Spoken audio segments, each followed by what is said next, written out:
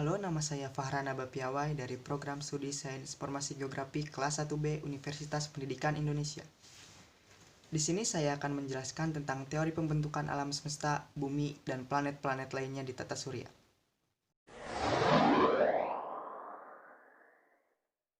Bumi, tata surya, dan alam semesta ini memiliki berbagai macam keindahan dan berbagai macam fenomena yang seringkali membuat kita takjub. Namun, apakah kalian pernah berpikir bagaimana alam semesta itu terbentuk? Pembahasan mengenai bagaimana alam semesta ini terbentuk sudah banyak dijelaskan dalam teori-teori pembentukan alam semesta oleh para ahli.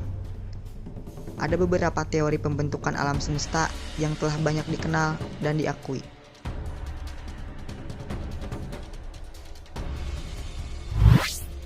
Teori Big Bang atau teori ledakan besar. Teori Big Bang pertama kali dijelaskan oleh Georges Lemaitre asal Belgia pada tahun 1920. Berdasarkan teori yang ia temukan, alam semesta terbentuk akibat dari kondisi yang super padat. Kondisi ini menyebabkan panas yang luar biasa, kemudian mengalami ledakan yang sangat besar dan mengembang sekitar 13 miliar tahun yang lalu. Di antara banyaknya teori yang bermunculan tentang terbentuknya alam semesta, teori Big Bang merupakan teori yang dianggap paling masuk akal dan dipercaya oleh sederetan ilmuwan. Menurut Lemaitre, alam semesta berasal dari gumpalan superatom dengan bentuk bola api dengan ukuran yang sangat kecil. Gumpalan atom tersebut semakin lama semakin padat, panas, dan terus membesar. Selanjutnya, gumpalan yang panas tersebut meledak dan menumpahkan seluruh isi alam semesta. Ledakan tersebut mengeluarkan sejumlah besar energi yang tersimpan di dalam alam semesta. Atom hidrogen yang terbentuk saat ledakan terjadi semakin lama semakin banyak dan berkumpul membentuk awan debu dan awan hidrogen, atau yang disebut dengan nebula. Nebula yang bertambah padat dan memanas inilah yang menjadi bentuk bintang-bintang yang bertaburan di alam semesta. Bintang-bintang tersebut kemudian berkumpul dan membentuk kelompok, sehingga terciptanya galaksi. Dari situlah terciptanya tata surya termasuk planet kita.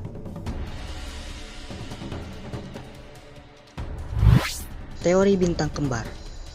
Teori ini dikemukakan oleh seorang astronom bernama Raymond Arthur Littleton. Astronom ini melakukan penelitian kepada tata surya lain dan mendapatkan hasil bahwa terdapat dua bintang yang mirip atau kembar.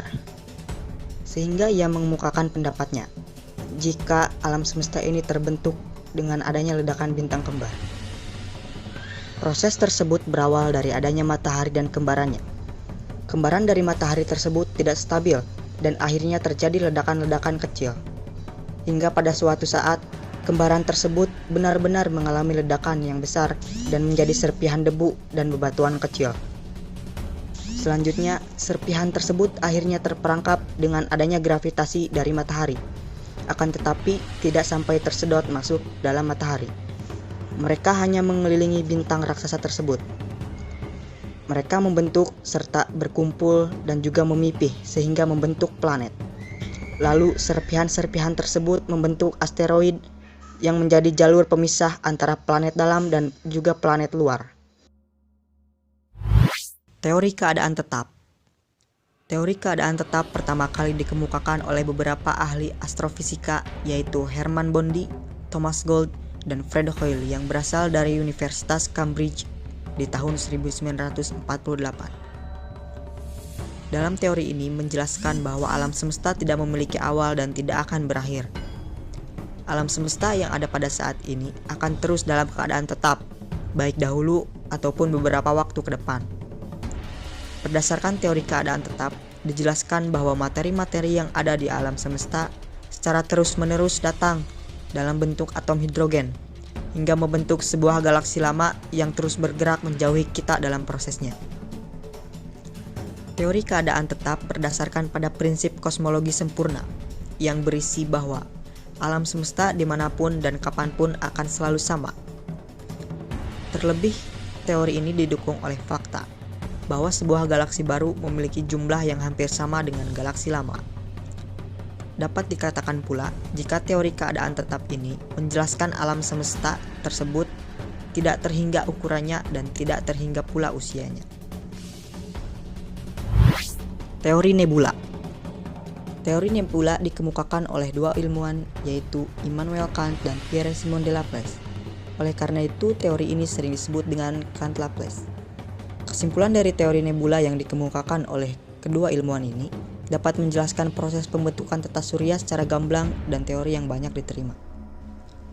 Teori ini berhasil menjelaskan bahwa tata surya memiliki orbit berbentuk elips dengan planet-planet yang mengelilingi matahari. Pada bukunya, Immanuel Kant menjelaskan alam semesta terbentuk dari gumpalan kabut yang berputar secara perlahan dan kemudian bagian tengahnya berubah menjadi gumpalan gas dan membentuk matahari.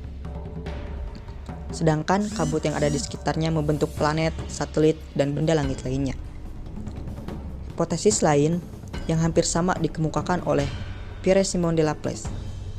Menurutnya, alam semesta terbentuk akibat adanya kabut panas yang berputar membentuk gumpalan kabut yang menyerupai bola besar. Bola tersebut memepet pada kutubnya dan bagian ekuatornya melebar. Kemudian, massa gas pada ekuatornya menjauhi gumpalan inti dan membentuk cincin-cincin melingkari intinya. Lama-kelamaan, cincin-cincin tersebut memadat dan membentuk sebuah planet bersama satelit dan benda langit lainnya. Sedangkan inti kabut berbentuk bola besar yang memijar, disimpulkan sebagai matahari. Berdasarkan kedua teori tersebut, persamaan yang muncul ialah material pembentuk tata surya yang berasal dari kabut atau nebula. Teori planetesimal. Teori ini disampaikan oleh seorang astronom yaitu Forrest Ray Moulton dan seorang geolog bernama Thomas Crowder Chamberlain dari Universitas Chicago pada tahun 1905. Menurut teori ini, alam semesta atau tata surya terbentuk ketika zaman dahulu ada sebuah bintang yang melintas di dekat matahari dengan kecepatan tinggi. Keduanya pun memiliki jarak yang sangat dekat, sehingga daya tarik dari bintang tersebut menyebabkan daya pasang di bagian gas matahari. Hal tersebut mengakibatkan adanya beberapa massa matahari yang terlempar dari matahari dan mulai mengorbit kepadanya. Karena daya tarik matahari yang besar, maka gas-gas tersebut bertahan dan mulai bergerak mengelilingi matahari. Ketika massa gas tersebut berubah menjadi dingin, maka bentuk gas tersebut lama-kelamaan akan berubah menjadi cairan dan kemudian akan memadat. Akhirnya, massa gas matahari ini berubah menjadi planet yang mengelilingi matahari, dan salah satu planet tersebut adalah bumi. Teori pasang surut. Awal mula teori pasang surut atau memiliki nama lain teori tidal ini dikemukakan pertama kali oleh seorang ahli alam dari Perancis yang bernama Georges Louis Leclerc de Buffon pada abad ke-18. Ia mengatakan bahwa planet-planet terbuat dari hasil tabrakan antara matahari dengan sebuah komet raksasa. Hasil tabrakan tersebut menghasilkan puing-puing yang nantinya akan berubah menjadi beberapa planet yang berotasi dengan arah yang sama saat mengelilingi matahari. Selanjutnya, teori pasang surut ini diperbaiki kembali oleh Sir James Hopwood Jeans dan Harold Jeffrey pada tahun 1918. Mereka berdua mengatakan, awal mula terbentuknya tata surya yaitu ada sebuah matahari yang dilewati bintang yang sangat dekat jaraknya. Karena terdapat gaya gravitasi, sebagian besar massa yang dimiliki oleh matahari tertarik ke arah bintang tersebut dengan bentuk hampir menyerupai serutu. Massa matahari yang tidak tertarik tersebut besar pada bagian tengah dan kecil pada bagian ujung dan pangkalnya. Setelah bintang tersebut pergi menjauhi matahari, massa yang berbentuk serutu tersebut berputar mengelilingi matahari yang akhirnya mendingin dan membentuk bulatan untuk kemudian berubah menjadi planet. Sedangkan matahari tetap menjadi matahari yang kita kenal saat sekarang ini. Teori protoplanet. Teori protoplanet ini dikemukakan oleh Carl Friedrich von Weizsäcker pada tahun 1940. Kemudian teori ini disempurnakan oleh Gerhard Peter Kuiper pada tahun 1950-an. Teori ini mengatakan bahwa tata surya mula-mulanya berasal dari gumpalan debu dan gas. Kurang lebih 5 miliar tahun yang lalu, gumpalan gas dan debu tersebut memampat. Pada proses ini, partikel-partikel debu tertarik ke bagian pusat awan, membentuk bola dan terus berotasi. Rotasi ini pun bertambah cepat dengan ditariknya partikel-partikel debu dan gas ke pusat awan. Oleh karena rotasinya, gumpalan awan tersebut mulai memipih membentuk cakram tebal di bagian tengah dan tipis di bagian pinggirnya. Pada bagian tengah, gumpalan tersebut panas dan berpijar sehingga berubah menjadi matahari. Sedangkan pada bagian pinggirnya, terpecah belah menjadi gumpalan debu yang lebih kecil karena rotasi pada bagian pinggir yang sangat cepat. Gumpalan kecil ini kemudian membeku dan jadilah planet beserta satelit alaminya.